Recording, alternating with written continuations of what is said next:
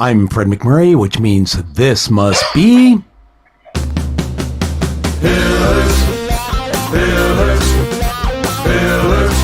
of Franchising. Pillars of Franchising.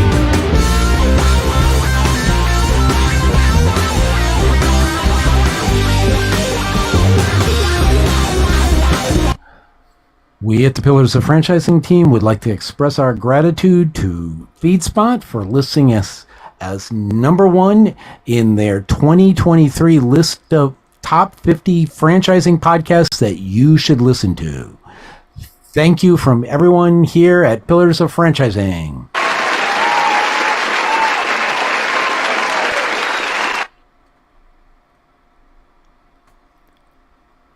Hi, Kristin. And welcome. Hi, welcome to another episode of Pillars of Franchising. Hi, Fred. Hi, Kristin. So on that intro, I gotta make one correction. It's not the top, we're not number one of the top 50. We're number one of the best 50. So we're the best of the best. Sorry. This is what makes us all do what we do, Fred. I know. It's that. And we hope that you... Go ahead. We hope that you all enjoy the episode today because we have a great show coming up. But before we get started, what do you want to talk about for Word on the Street today, Fred? So I know we've got stuff about IFA because Jerry's back from his... well, he didn't start a revolution or a rebellion, so sad, but he's been in Washington and testifying before Congress, which is, I won't make a comment. So we've got that coming up, and we got a great guest. What have you been seeing on the street? Because you're more, I spend my time in cameras and marketing and all that garbage. What are you seeing on the street? What should somebody like me who's contemplating buying a franchise know? Well, I think there's a lot of people right now kind of waiting to see what's going to happen with the economy. But I don't think it's a bad time in stealing Jerry's line. It's not a bad time. It's a good time still to look at franchising. I think franchising is one of those areas that, as my girls were telling me today, well, Kristin, we're not the only company that's a little bit slow right now. The factories are laying off and the other cleaning services are slowing down and letting people go. And this is usually a good time for people to get started. I know we certainly got started very early on and when financial times were not very good, but there is still a lot of money out there. And for people who are tired of worrying about security, every time we go through one of these financial downturns or recessions or whatever we're going to call it today, this is a great opportunity to own your own future and make sure that you are in control, not somebody else. So you all know I'm a huge proponent of franchising. I just don't think there's a bad time. So I noticed that, I think it was QSR Magazine, had an article within a couple of days ago about restaurant, fast food franchising, and it's experiencing a growth boom. I always got told by people in the restaurant industry that the quickest way to make a small fortune in food was to start with a large one. So my question to you is, would you do with a QSR franchise, or is that I don't want to be near it? Because to me, I know we've talked over the years about robots and automation going in there. Sure. But labor still seems to be an issue there.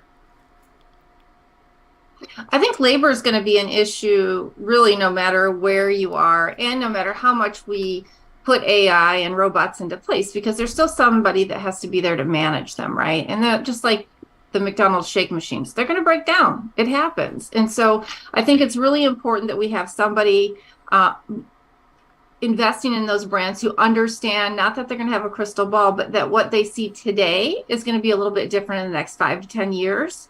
And I wouldn't be afraid of it. certainly, not everybody's going to be losing their jobs. Their jobs are just going to be different. They might not be standing at the grill flipping the burgers. Those might automatically be done. In some restaurants, that portion of the job is sort of already taken care of for them, right? The mustard and the ketchup all gets put on by a machine. So I actually am warming up to QSRs quite a bit. I've been doing a lot of reading about them. I used to say, the rule used to be, if you've not been in restaurants, don't go into restaurants. But you have to start somewhere. And I think a franchise model of a restaurant is certainly a far better place than if you were to open your own mom and pop private restaurant. Okay. Anything else I need to know about franchising before I ask Ray in the next Pillar segment, embarrassing questions?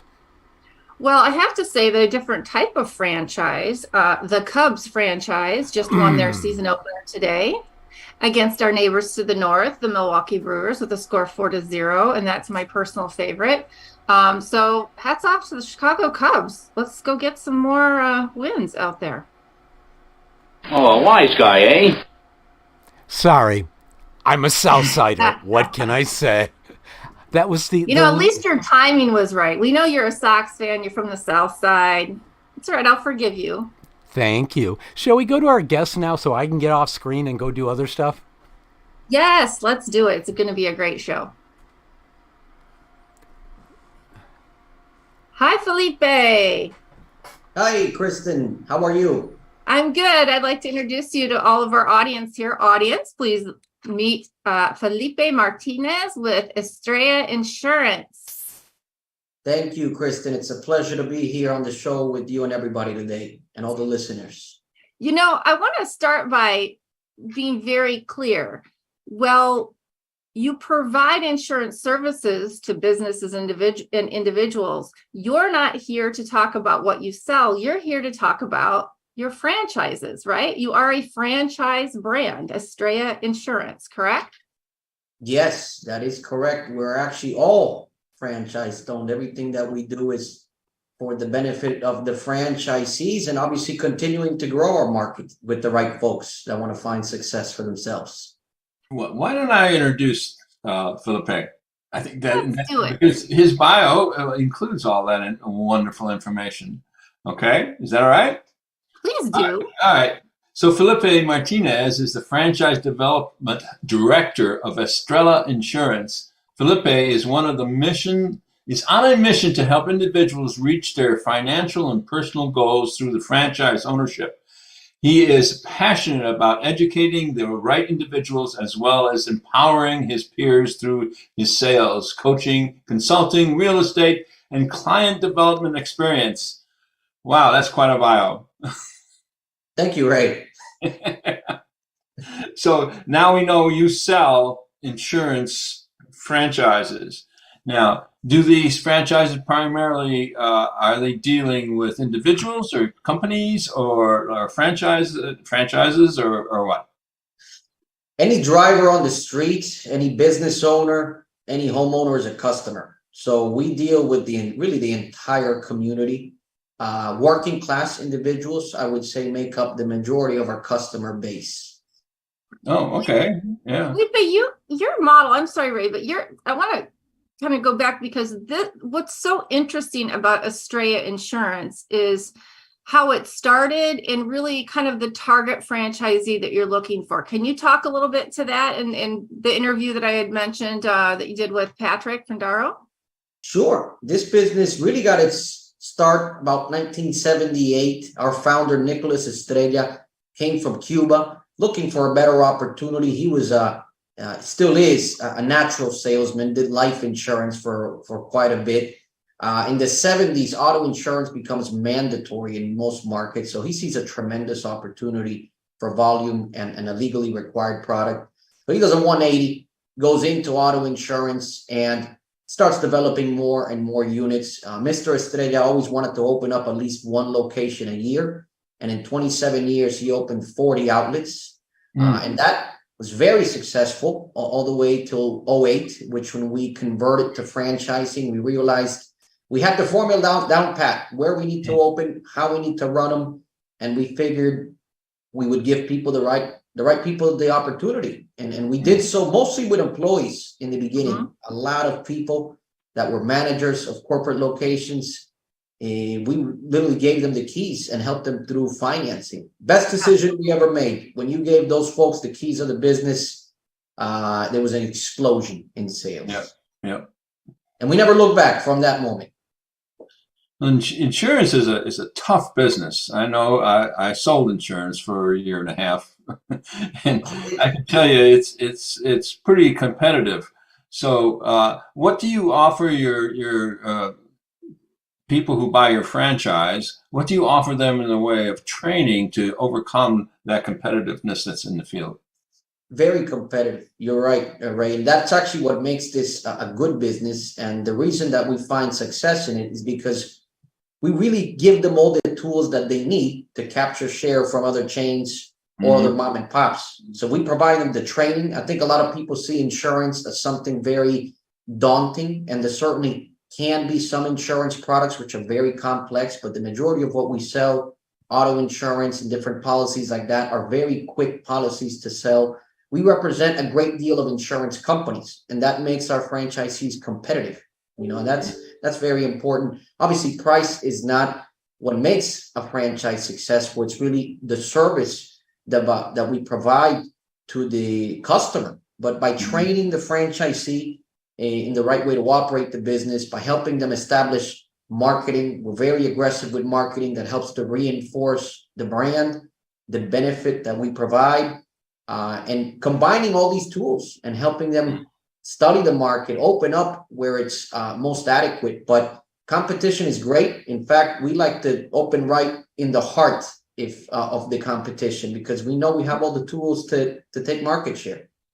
Let me ask you a question, because you talked a little bit on earlier about some of the differentiators between you and other insurance companies as a provider. So this would be as if I were a franchisee, things that I could offer that others can't. And one of them had to do with tickets.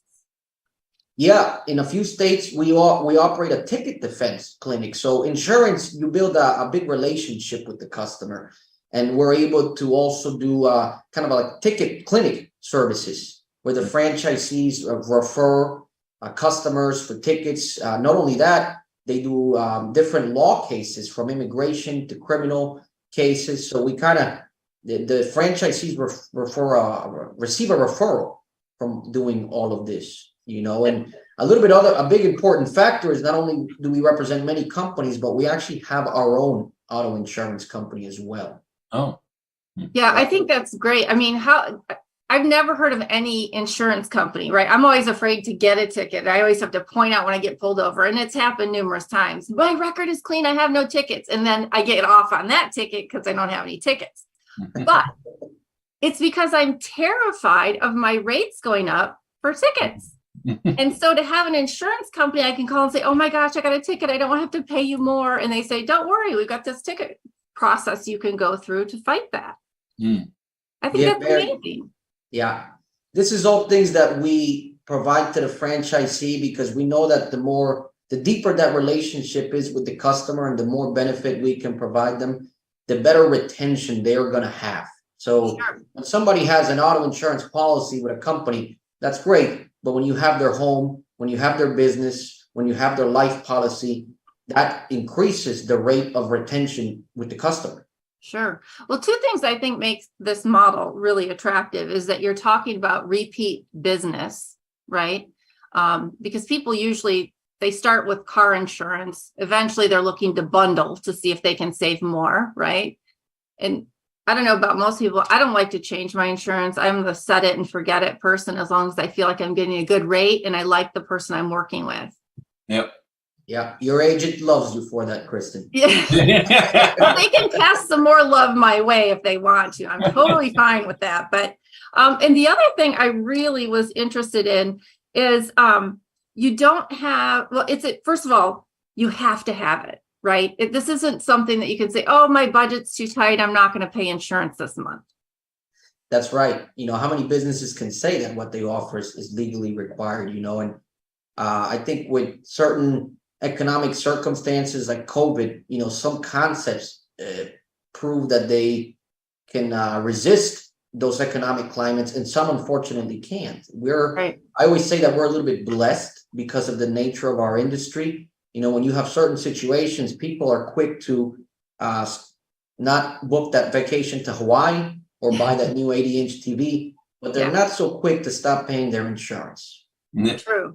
Yeah, yeah. One thing about insurance, you can't buy it after the fact, unfortunately. No, no, no. One of the things that crossed my mind, I know that most, if not all, states require some form of licensing or certificates. Do you provide training for that, and then have the people go out and get their license, or how does that work? So we actually guide them to where they should obtain the license in the state. Most states, this is very accessible. I think there's a big misconception. People think that there's like this wall to get into insurance. In most states, you're talking about a 40 to 60-hour course, and you become licensed. So in a matter of 2 weeks, you can be a licensed agent. And then we take it from there. It's kind of like having a university degree, but you really don't know what the business is like. And then we bring them into corporate. We teach them the theory. We actually do hands-on training, so they get to put their feet on the ground before they open up. And we teach them everything, which is a big reason of why we don't require any insurance experience at all when we have the right person. That leads me to one of the quotes I had mentioned to you that I had heard about Estrella is that you are an immigrants for immigrants type of company. Can you talk to that a little bit? Sure, Kristin. So the company, like I mentioned earlier, is founded by immigrants, still operated by the same Estrella family. We count in our franchisees so many ethnicities, from Latin American, Pakistani, Chinese, Brazilian, Americans, African Americans. It's a very diverse background, but definitely immigrants, folks that are looking for a better opportunity in this country. A lot of folks that have never operated a business in their life, they're a big number in our ranks. Not only do we provide the opportunities to nationals here, but we also work with foreign investors. And if they meet certain criteria, we can help them start their own chapter in the American dream. We've done it with individuals from many different countries. Just to give you an idea, we just had an approval from Australia. Awesome. Yeah. Well, I bring that up because I do want to give a shout out. We have a lot of different countries that listen to us. And so I wanted to point that out because a lot of them listen to us to kind of understand franchising, what it is. And, is it something to bring to their countries? Is it something that they can come here to? And I believe most of the folks that you help come over to this country is through the E2 visa, right? That's the process that you use? That is correct, Kristin. If they meet certain criteria, which what the U.S. government is looking for is that individual is going to stimulate the local economy, provide employment to citizens, and have the capital required to make the business successful. And they view franchises in a very favorable light because while there is risk involved, like any business, it's more proven, right? Than completely independent business. So franchising can be a good way for somebody to come into the country legally, be able to start a business for themselves and their family. I think that's awesome. What a great way to give back from the founders, really, to kind of just keep that whole thing alive. Yeah. Now, one of the things that I think Kristin and I have noticed recently is that our franchisor is really hot on insurance because I've gotten so many communications from our insurance about the T's not being crossed and the I's not being dotted on our insurance paperwork.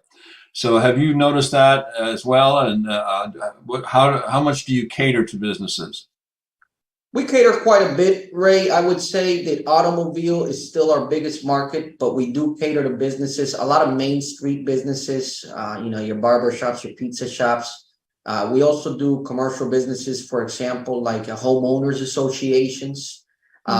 It certainly is a little bit more complex, but with that complexity comes bigger premiums, bigger commissions for the agents. So we kind of educate them from the ground up with smaller businesses, and then they eventually graduate to being able to insure bigger commercial policies.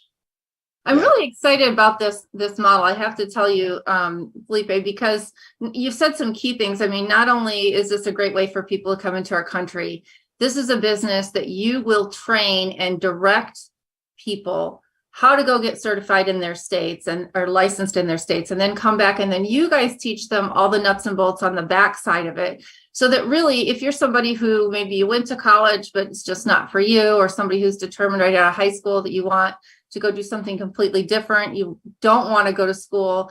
I mean, some of these things that you're talking about are great alternative paths to that.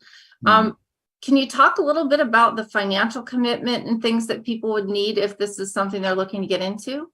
Sure. This is, in reality, when you compare it to franchising in general, a very accessible opportunity. You're talking in initial total investments from $50,000 to $84,000. So very accessible. We have a lot of franchisees that come from the middle class, working class population. And that's kind of what we're looking for, an individual that is not afraid to roll up their sleeves, do a little bit of work, and then start to gather employees, and the business will prosper, ideally. But very accessible. This business has the advantage that there's really no inventory or equipment. So a lot of folks that have previous business experience operating all sorts of businesses, they come into this, it's kind of like a weight lifted off their shoulders because of the simplicity on how you operate this. You know, the product is a piece of paper, and that piece of paper is backed by another insurance company. So it's the operation is very streamlined, and this obviously helps with a lot of the operating expenses. Do you find that you have a lot of multi-unit owners or mostly single unit owners in your franchise system? A lot, 50%. It's just a hair over 50% that have more than one. You obviously don't need to have more than one. Not everybody is the right individual to have more than one. Yeah. But when it is the right person, sure, they always want to expand, because it's, once you have the pieces in place, it's certainly easier to replicate. Right. What do you determine how do you determine a territory?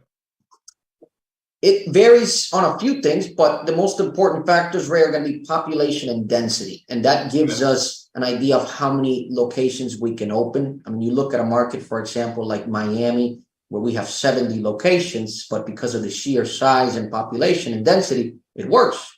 You know, but then you have other territories that may be smaller, and we might not be able to open as many, you know, so it can vary a little bit depending on the area. But because what we sell is something so mandatory and everybody needs it, obviously the market share is huge. Right? That's awesome. And we talk all the time. We talk all the time about recession-proof businesses. And, you know, Sam, like, wow, this is even better than recession-proof. This doesn't matter what's going on. If you're going to drive a car, you have to have the insurance.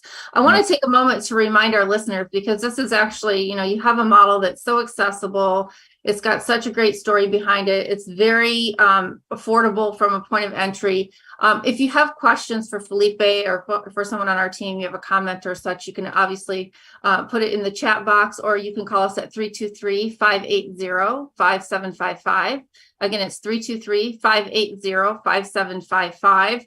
And even as we transition to other interviews today, Felipe is going to stay on so we can get to some of your questions on down the road. So Felipe, I just want to find out where, if people would like to talk to you about these opportunities and different markets. Well, first, let's talk about this, the markets. The last I had heard, you had like 4 major states you were in, and now since that, it's really expanded. Can you talk about where you are and what your future looks like in terms of growth? Sure. We're right now operating in Florida, Arizona, Texas, California, Arizona, and Colorado. And we're growing in all of these markets, and we're about to open in Massachusetts, in New York. That's North cold. Carolina as I mean, well. all these other places are warm. Yeah, we figured we needed some agencies in the snow too, right? Yeah. Yeah, just visit them in the summer. Yeah. Yeah, but this is a year-round business. And the great thing too is that, you know, insurance agencies, you don't got to go in them. A lot of times we do the business on the phone, on the computers and all of that. Having a great location is still very important, so the community sees you. You know, you're in a great shopping center where you have a great anchor that is exposing you constantly to the members of that community. And then they see your ads on the phone. I mean, this is all part of what we do and we put together, right, in the way that we make the system successful. But, you know, it's the location is important. Awesome. Can you tell people how to get in touch with you if they're interested in the opportunity with Estrella Insurance? How do they find you? Sure. They can find us online at Estrella Franchise and see a lot of information and apply directly on there. Or they can, I encourage them to contact me directly.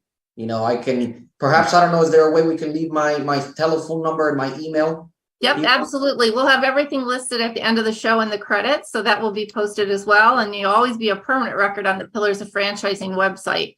So they can always go back and take a look at that as well. Great. So I'll be another pillar. You'll be another pillar.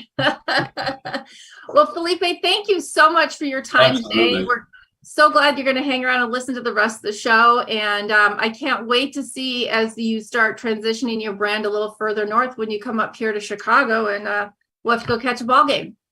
Yeah, I'm looking forward to being able to go back to Chicago. Thank you, Kristin. Thank you, Ray, and everybody on the team for having us here. And the listeners, and I'll certainly be around here if there's any questions. Sounds great, Felipe. Thank you so much. Excellent. And now a word from our sponsors. But first, go Sox.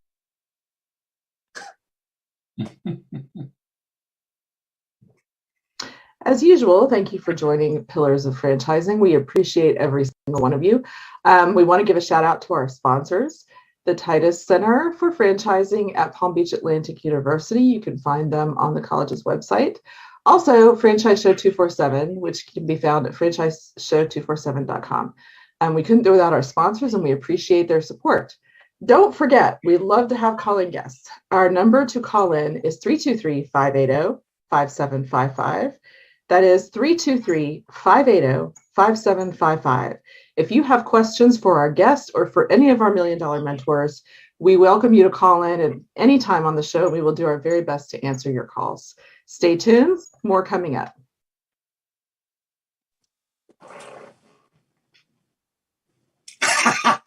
Kristin. April Fools. That mute button will get you every time, Kristin. You know, the thing is, I was thinking to myself, I have to remember to thank Men in Kilts, Mr. Ron Bender, for my super cool koozie again. And then I forgot to turn the mic on. I'm so sorry. Jerry, welcome back home. Oh, it's so good to be home, Kristin. Coming back from Washington, D.C. is always a welcome relief. Well, I have to tell you, I hate politics. There's nothing about it that I enjoy. And I also don't usually sit and watch hearings on TV. And I didn't. I watched it on my phone. But I was compelled and actually surprised at how much what you were there to discuss impacted me as a small business and as a franchisee. So I first want to say thank you for giving your time and representing the International Franchise Association, because you did an amazing job. If anybody didn't see it, you need to go out there and find it. It's out there on YouTube. But Jerry, let's tell the audience what stuff you got grilled on. Oh, listen, Fred, quit with the sound effects. You know, unfortunately, when you go to the Hill and you're a business owner, there are some representatives who look down on you as somebody who runs a sweatshop, somebody who takes advantage of workers, somebody who is getting extremely rich on the backs of your workers and so on. So I was in there to talk about some, to give my take, or I think franchising's take on some regulations that they are trying to put in place that they'll have a dramatic impact on us as franchise owners.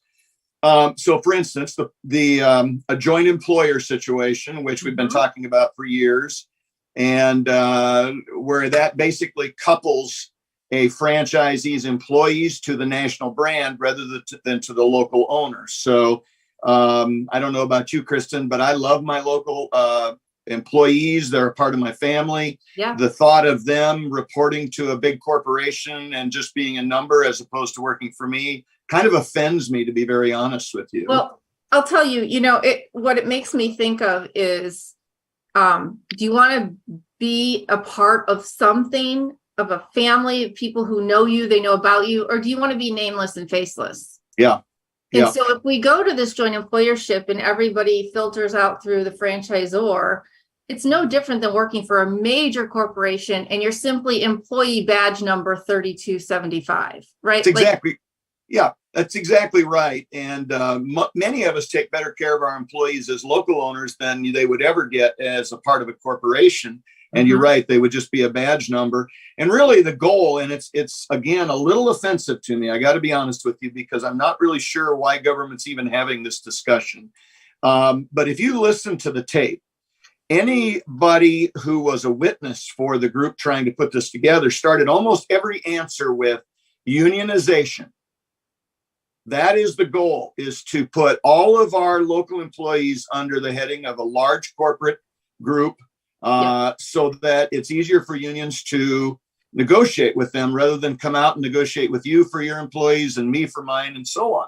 So that's really the goal. They talk about, it was kind of funny. They were also talking about minimum wage and so on, and they don't let you talk. So you can't really help them answer the question. I thought Congressman Owens, who played the NFL and then was a business owner, did a great job of asking, I would say the opposition's economist, have you ever run a business? Do you really know what it's like? Maybe you should ask business owners about what you're talking about. And of course, they don't really want to do that because their theory is more important than the reality of what goes on in the real world. Well, so, and he was questioned, Jerry. Have you ever been out there? Have you talked to the constituents? Have you asked them? And just saying, no, I haven't. Well, and I thought it was quite funny, the congressman from California, where they have now AB5, which if you're a franchisee, you need to understand some of these terms. AB5 is potentially something that will relate to your employees as well, leading to a large national brand taking care of your employees instead of you. And when they put that in place in California, it literally put a lot of gig workers and part-time workers out of a job because their employers couldn't have them any longer. And so that gentleman literally printed a book of responses when he went out and interviewed people who had been in that situation. And so, it's one of those things where the government's in search of an answer to a problem that doesn't exist. So joint employer, the PRO Act is what they're naming it in DC right now to get rid of the onus that's already on joint employer. AB5 is a part of that. So it was set up as a way to bring employees back into the workforce and so on. And the answer from the other side is there's lots of employees out there. You just need to unionize and pay them more. And I wanted to say, there's nobody in my world making minimum wage anymore. I don't know if there's a minimum wage out there, Job. When you look at McDonald's and gas stations and places like that, they're paying $15, $16, $18 an hour. So jobs that would normally be perceived as being minimum wage really don't exist anymore. My neighborhood car wash, the kid that hits the button when you drive through or tells you this way or that way with your tire, he makes $15.50 an hour. I do understand. And the sad part, the sad part about all of this is it's the typical a few bad apples ruins the whole bunch, right? You do have in the systems out there in places people who aren't good owners. You have people who do take advantage of people, but those people need to be weeded out and punished and have their licenses revoked, not punish the greater good. It's interesting again, because I do really hate politics. And when I was talking about this with you the other day, I think it was you, and then you started laughing and said, oh my God, Kristin, you sound like a Republican. And I said, well, it's funny because it's not about what side you're on. It's about the health of small business in this country that supports so many jobs. And if you go for the jugular in those small businesses, you're going to see a lot more people unemployed. Yeah, because even Fred touched on it earlier, and I hate to give Fred credit, but Fred talked about, automation and so on coming into the business world. And you walk into a McDonald's anymore and you may most likely will order at a kiosk because they've done away with the person at the front desk because they can't afford them. Yep. Self-checkout in stores is partially because we can't get enough staff and partially because of the cost of the staff. And frankly, You're going to see every brand in the world doing more and more of that because it's the only way they can keep their costs under control so that you and your family can still afford to eat out, to go get a haircut, to go get your car washed, all of those kinds of things. And yet, I'm sorry, logic is kind of a 4-letter word when you go in front of Congress. And another thing, and it's great that we've got Felipe on here today because one of the biggest misperceptions up there is that franchising is all fast food. Yeah. And so we've got Felipe who has a very, very unique franchise that I am guessing, well, let's just say half of Congress doesn't think there is a brand like that out there. No. And so it's frustrating for me. It is. We do have some friends in Congress, franchising speaking. Mm-hmm. And what I would say, and I just wrote an article, anybody that gets franchising news will see an article from me in the April version. And it's literally about this trip and the same things we're talking about, because we need to have more franchise leaders, people like you and I, Kristin, who join IFA, who engage, who do the fly into DC once a year, who go in front of their representatives and talk about their employees and their business to start changing the perception of what this looks like to, a group of people in DC, or we're going to keep fighting these battles. Well, and I think this aligns with the conversation that we had last week, and we're going to continue talking in more detail about in the upcoming weeks, is getting franchisees involved with IFA. Because for those of us who are involved with IFA, none of what was discussed was new. None of it was foreign. None of it was like, what are they talking about, right? And again, it's really not my space. I don't enjoy these political discussions, but I will tell you, luckily, it was pretty darn clear and simple. And as business owners, and if you're going to get into business, I don't think this is a deterrent. But I think you need to think about where you're going into business, know who your local representatives are, and just make sure that you kind of know the temperature of some of these acts and how they may play out and how that's going to impact you. I mean, it'll work. It's just, it may be different. So, there's always kind of equal and opposite reactions. Wasn't it one of our great mathematicians that came up with that at some point in time? But here's some things that are going on in California, for instance, where a lot of these rules are in place already. Emerging brands are choosing not to go there because they do not want to get involved in this. They don't want to play that game. Existing brands have lowered the support they're giving their franchisees to, put up some kind of a barrier between them and franchisees so that they're not looked at by the government. By the way, the government in this case is a committee of unelected individuals who generally do not have business experience making a decision on you and your relationship with your franchisor. Even existing brands out there, if they have underperforming locations, they are making decisions right now not to renew the license in those locations when it comes up for renewal to limit the amount of exposure they've got. Yeah, we just talked about that brand, right? We just talked about them last week. And so, it's very interesting because I also just read the FTC is really starting to look again deeper at some of these franchise disclosure documents and making sure that, go ahead. Kristin, it's funny you bring that up because one of the other things I talked about up there, every 10 years, the FTC franchise rule comes up for renewal and comment and so on. So they're talking because it's due. It's past due actually, but because of COVID, they pushed it off and so on. So now there's a rush. And they just asked for comments on it in a way that makes IFA in particular, and I'm sure a lot of other people, very nervous about what they might be doing with it. Yeah. And again, most of them don't understand because the FTC franchise rule, and I'm sorry, I'm getting into Laura's territory, so she may want to correct me when she gets on. But I look at it, it really is the rule that forces franchisors to give a potential franchisee all the stuff, the FDD, including item 19, allow them a 2-week cooling off period so that they can decipher all that, all of those things. Laura can add more. But the conversation that's going on is that they may adjust that. And I told the people in Congress, I said, that is the single greatest protection potential franchisees have. And now you're talking about perhaps adjusting that. You're trying to get rid of bad franchisees that are here now because of the way they deal with their employees. Yep. And at the same time, you want to put potential franchisees in jeopardy of getting into a bad brand, which would lead to the things you're trying to get away from right now. Yeah, absolutely. Again, logic is a 4-letter word in Washington, D.C. Oh, Laura's coming on. Yeah. I would agree, Jerry, that, every 10 years, right, the FTC is required to do a review of the franchise laws. So here we are, right? But, if anything, right, I would hope that the FDD would, they can improve it, but I would hope they don't reduce it. Because there are things that change over time, right? Since 2008 was basically the last big change to the FDD rules, right, of how we prepare these documents, like at least from the federal level. And as you might know, 2008 was kind of a while ago, right? Yeah, it's time.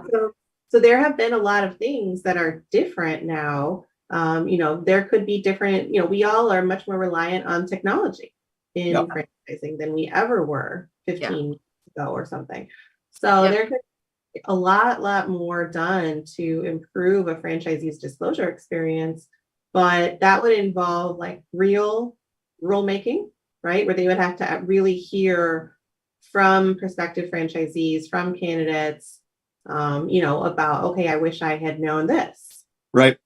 And then, learn more, because right now the restrictions that are in place on certain parts of the language in the FDD, even if a franchisor wanted to give more disclosures, even if they wanted to do a more thorough write-up, like they won't be able to. It's, as a lawyer, I would be like, well, we can't actually say that. Yeah. Exactly. Well, we're going to pick this. Yeah, we're going to pick this up again because we're grossly over time. But Jerry, we've got some really good things. And when we go to Laura's segment, I'll let her finish some of her thoughts on this piece. But I do look forward to next week having some more information on this. And hopefully you'll get some of this information for us out on our blog. So please, for those of you listening and more curious about the subject than what you've gotten today, please take a look, and we'll get Jerry busy writing so that we get some of this information out there for you. And we'll Thanks be right a lot, back. Kristin. You're welcome, Jerry. We'll be right back after this. Hey, franchise owners. How's your local marketing? Do you feel like you could use some help keeping up with your social media posts and comments and reviews? Do you wonder if you could be doing more to attract local customers? Are you able to identify new move-ins to your local area? At Westvine, we help franchisees like you reach more local customers through digital marketing. With daily monitoring, creative content, and ad placement, and customer data intelligence, we'll get your business in front of the people who want your products or services. We also work with franchisors who need an agency to handle the digital marketing for all of their locations. If you're ready to reach more local customers, give us a call at 805-265-5440 or visit us at westvine.com. That's 805-265-5440 or westvine.com. Hello. Uh-oh, we're on mute again. Oh, hell's bells. I'm terrible at this today. It's okay. I forgive you. Part of it is this music that goes on in the background, and then I start singing, and Lord knows I don't want anyone to have to hear that. So I put it on mute, and then I get caught. Anyway, so Laura, welcome back. It's so great to see you this week. I appreciated you jumping in and chatting about some of this stuff with Jerry. What do you think? I mean, what's your legal opinion? Do you think that we're going to see some major changes, or you think it's going to be relatively unchanged when they do this? If I had to guess, we'll stay relatively status quo, right? Okay. That is the way of things, especially, in Washington, where things are, pretty well divided at the moment. It's not a strong majority either way. So we probably will stay relatively status quo. Like I was saying before, I think that there are things that could be done to improve the disclosure experience in the FDD. But that's not to say that it's not already pretty strong, right? Right. It's all the time that are like, wait, I have to say what? Or, I have to tell them that. And I'm like, yes. Yeah. So, it's not that it's not already going to do a good job, but, like most, it has to evolve with the time. Well, it does bring to light, today we're going to talk a little bit about immigration and franchising. And I bring that up because I remember in my disclosure process, when you make the decision to go in and buy a franchise, it is a life-altering, all-in investment. And so those weeks that I had to hold the FDD, even if I wasn't real diligent about reading every single boring page, I wanted to have that time, because that's kind of the time where you read and you reflect and you go, oh gosh, I don't know, can I really pull the trigger? Like, you got to go through all these different projections on break even, and all this different work needs to be done. And I think that shortening that period would be devastating. And this ties into our topic, because I think about the people who want to come into the country and invest in a brand. So they come in, start making opportunities for more people by opening these franchises. How can they even imagine giving people less than 2 weeks? I mean, personally, I'd be giving the E2 visa folks a little more time. Right. Yeah. And that is something definitely to think about. One of the things that I thought of when you were just sharing about that is potentially a language barrier. Right. Yes. When I was kind of helping to prepare for the show today, and I was on the Estrella website, one of the things that I found that was really impressive, and it's probably because, their founder was a Cuban immigrant, is that their whole franchise website, people who want to buy a franchise, that's also available in Spanish. Yeah. That's not the case. If you go to almost any franchisor website, right now, it's not translated usually. The on the cover page does require a statement that if you wanted to talk about getting an FDD in another language, you can ask the franchisor. But I'm here to tell you that that's probably not going to happen given the cost, right? To translate a document of 100, 200, 300 pages is pretty burdensome. But if I ask my franchisor as a potential franchisee, I say I'd like it to be in Spanish, are they required to get it for me? No, they're not required to get it for you. That's, right now, it's not something where that's a language requirement in our country to do business. Sure. Okay. But there is a risk to the franchisor that if somebody made that request and then they sell to that person, knowing now that this person does not, have a good enough comprehension of English to understand what's in there, doesn't. This has come up in other franchise systems as well. Like, I believe it's in some of the kind of quickie mart kind of franchises, 7-Eleven, similar ones, where they, I believe they actually have requirements in their FDD about being able to read and speak English. Wow. Because, they do have people who buy those franchises, and if they cannot understand what the requirements are, they cannot comply, and then they get into default, and it's really, really tragic. Yeah. Well, tell me, what are your thoughts on the whole E2 visa process? Is that the only way someone from other country can come in and invest in a business? No, there are multiple ways. Another one would be an EB-5 visa. And we see that a lot in the franchise process. One of the things with those visas is that they have to be, creating a new commercial enterprise typically. Okay. So, just buying an existing business, that may or may not qualify depending on what they're going to do with it. A franchise can be a really great way to do that, because a lot of franchises, especially if they have a brick and mortar presence, you're immediately going to need, 5-10 people to work there. Oh yeah, for sure. Okay. Well, have you seen any, I'll just call them bad experiences or visas gone wrong when folks try to buy a franchise, and how do you get that turned around as a franchise lawyer? Well, I would definitely want to have a franchisee have their own immigration counsel, as a starting point, because as much as, we all want to try and help everyone, we all have to stay in our lane. Yes. At the same time. So I would certainly want to bring in immigration counsel for whoever was doing that. but it is ultimately on the franchisee, right? The franchisee, the candidate, they are going to have to make sure that they have their own attorney who's advising them, because even if the franchisor is helping them, even if they're saying, yeah, it's all going to be fine, ultimately the application is in the franchisee's name, right? Right. Like anything else, somebody else is pulling the strings for you. It's great until it's not. Right.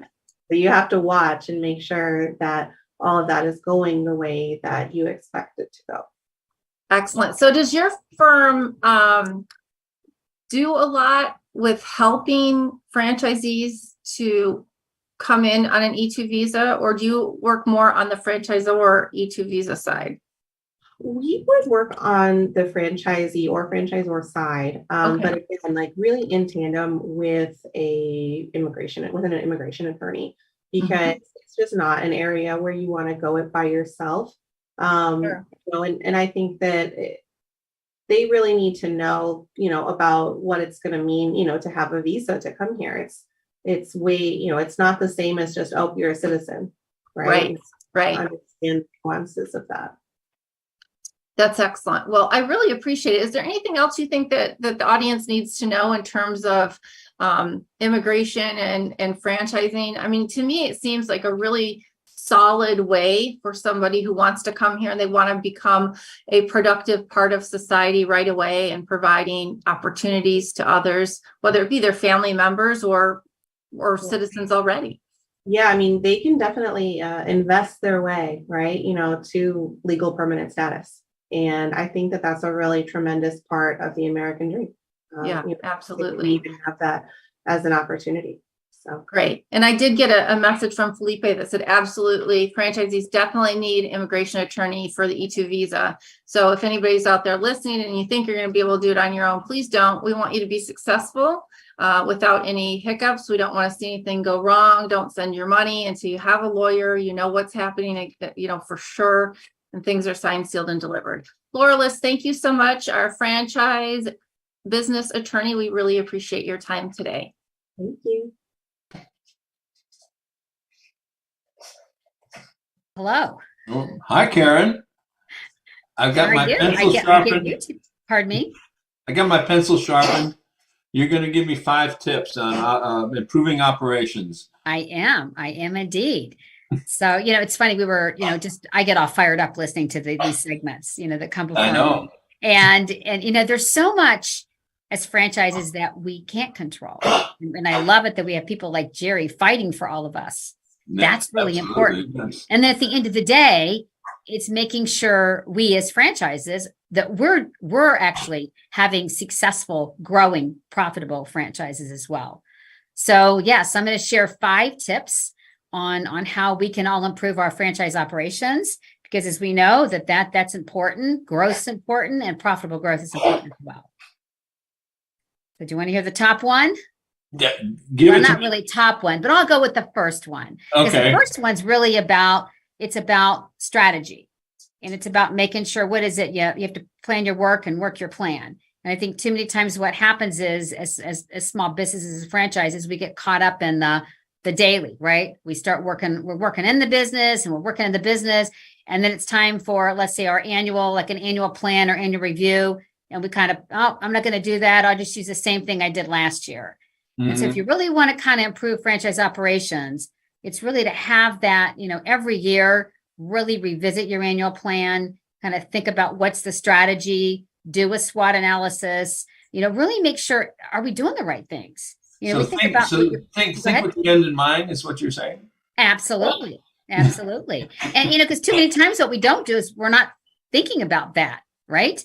And so, and then what happens is we even get partway through the year and things happen, or maybe our, marketing's not working, strategy's not working. Whereas if we really take a look at that on a regular basis and then review it on a monthly basis, it's good to do. And again, it seems very simple, but there are so many of us that really don't do that.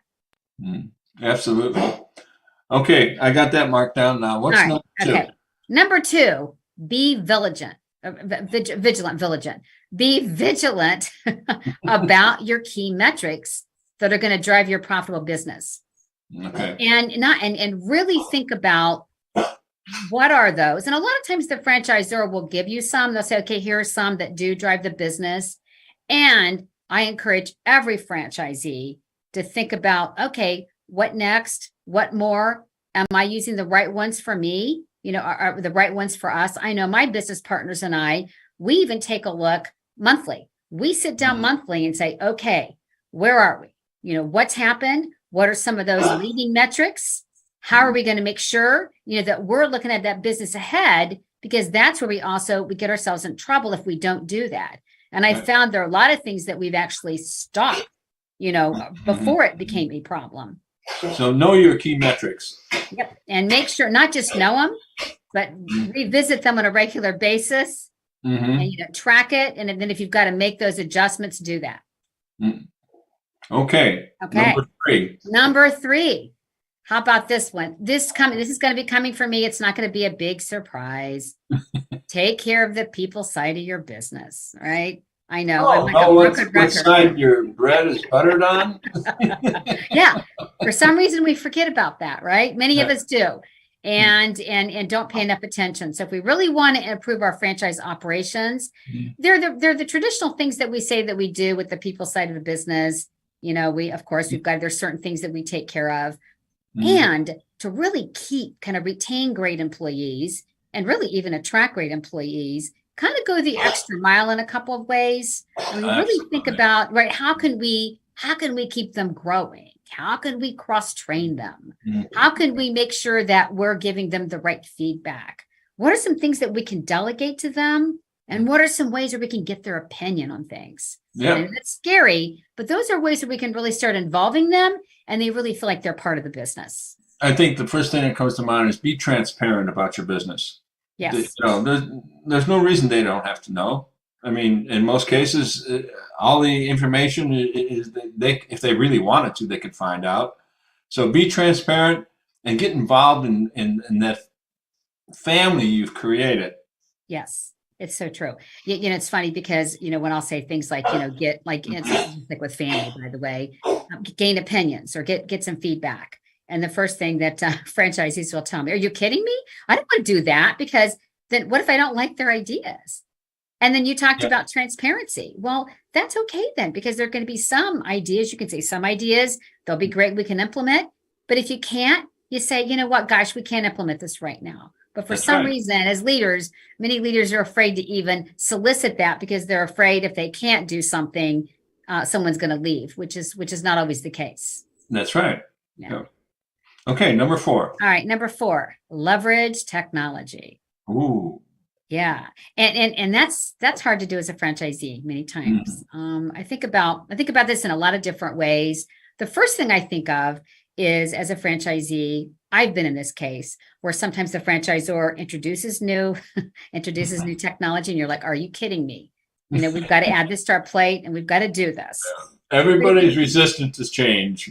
We are. And especially with technology, especially I think probably certain people in certain generations. I'm in one of those generations. Yeah. And it's hard because it's like, are you kidding me?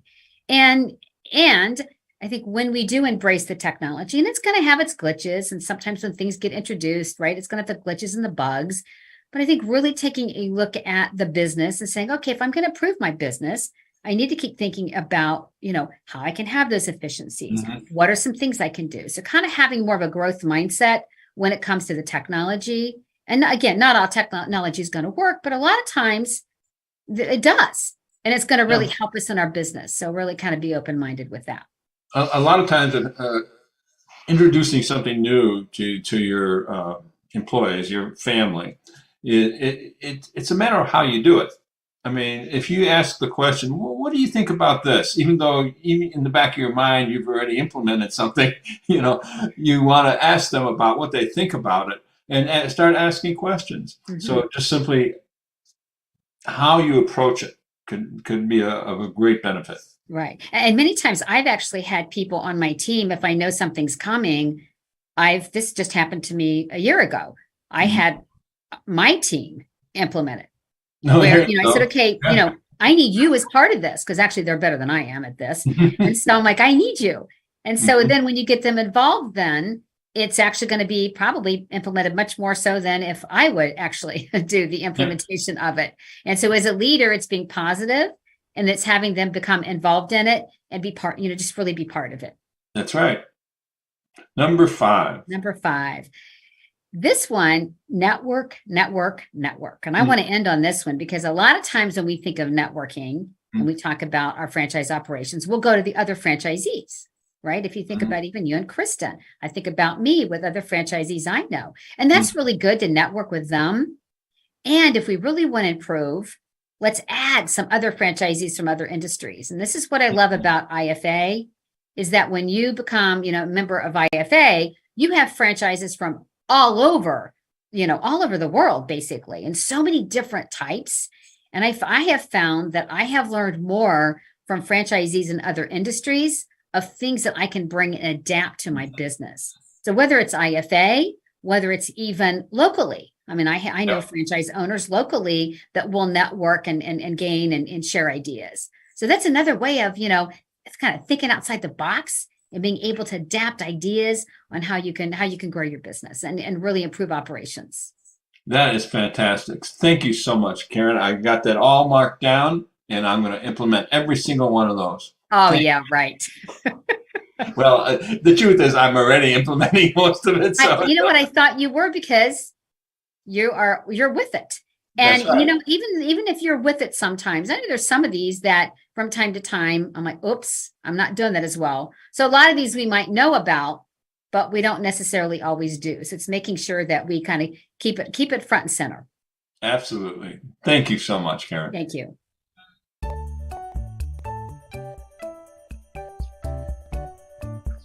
What are the top 3 reasons that you should tune in to Pillars of Franchising? 1, franchise advice from the Million Dollar Mentoring Team. And 2, how about interviews from franchise professionals and influencers? And number 3, how about getting some professional tips on buying, growing, and exiting your franchise? Join us on Pillars of Franchising to learn about the secrets of franchising success. You can find us at 4 p.m. Central Standard Time, wherever you listen to your podcast.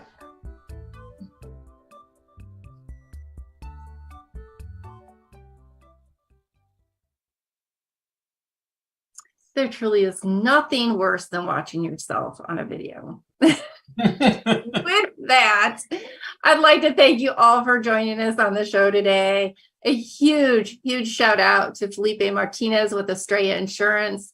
As always, we appreciate our Pillars of Franchising mentors, Mr. Jerry Akers, Karen Kimsey-Sword, and Ray Pillar, along with our legal sleuth, as I'll call her today, Miss Laura Liss, our franchise lawyer. And as well as our producer, Fred McMurray, we're forever grateful for your hard work in getting us to the top of FeedSpot. We are your resource, for your franchising success. So this has been yet another episode of Pillars of Franchising. We hope you'll join us again next Thursday, 4 p.m. Central Standard Time, wherever you get your podcast. And remember, the dream starts here. Have a great week.